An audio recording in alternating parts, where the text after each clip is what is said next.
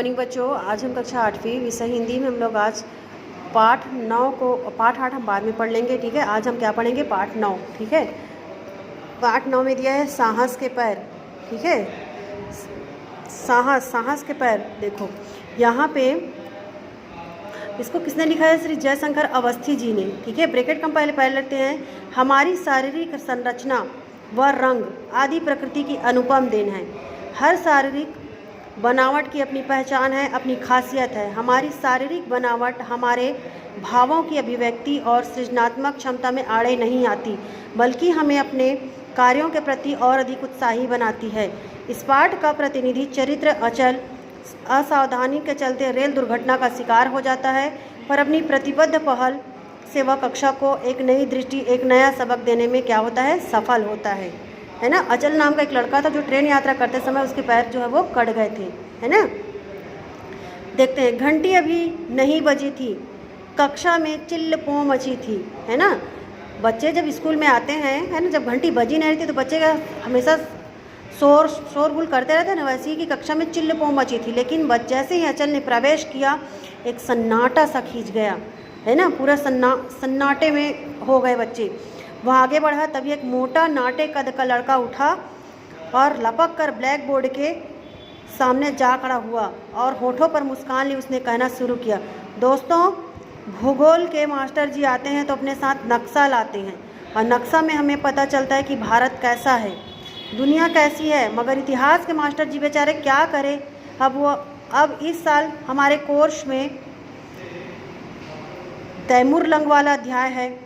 मुझे चिंता थी कि आखिर हम कैसे जानेंगे कि तैमूरलंग कैसा था, कैसे उठता बैठता था, कैसे चलता था। लेकिन भगवान की दया से और कक्षा ठहाकों, तालियों और सीटियों से क्या हो गया? यहाँ पे गूंजने लगी। अचल को लगा किसी ने उसके दिल को मुट्ठी में दबोच कर मसल दिया है। वह जहाँ था वहीं खड़ा रह गया। कक्षा में क्या था? शोरगुल मचा था। एक आवाज़ आई, अपना भाषण तो तुमने अधूरा ही छोड़ दिया बॉस। लेकिन तभी घंटी बज गई और मास्टर जी आ गए।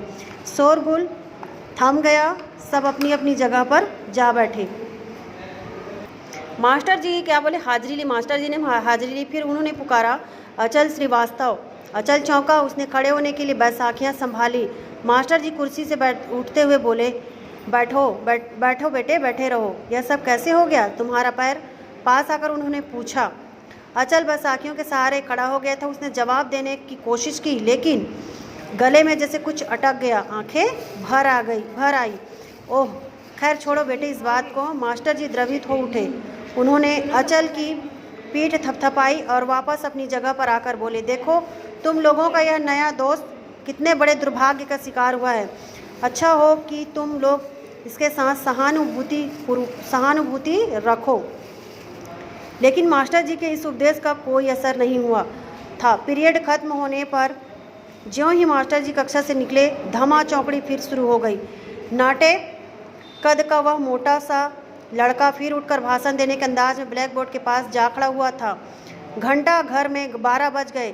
पिताजी खर्राटे गूंज रहे थे। माँ भी सो चुकी थी, लेकिन अचल की आंखों में नींद नहीं थी। तभी उसका मन जो है साल भर पहले की एक घटना में उलझ गया। पिताजी का तबादला हो गया था, किंतु कितना खुश था अचल उस दिन। रास्ते में एक बड़े स्टेशन पर गाड़ी रुकी। अचल पानी लेने उतरा था। नल पर काफ़ी भीड़ थी। तब अचल का नंबर आया तो गाड़ी ने क्या किया था? सीटी दे दी थी और पिताजी घबराकर चिल्लाए, रहने दो अचल, अगले स्टेशन पर ले लेंगे। वह दौड़ा। गाड़ी रेंगने लगी थी। घबराहट में उसका हाथ जो है वो डिब्बे के हैंडल पर जमा नहीं। पैर फिसला और स्टेशन पर वो क्या हो गया? कोहराम मच गया। उसके बाद क्या हुआ अचल को याद नहीं।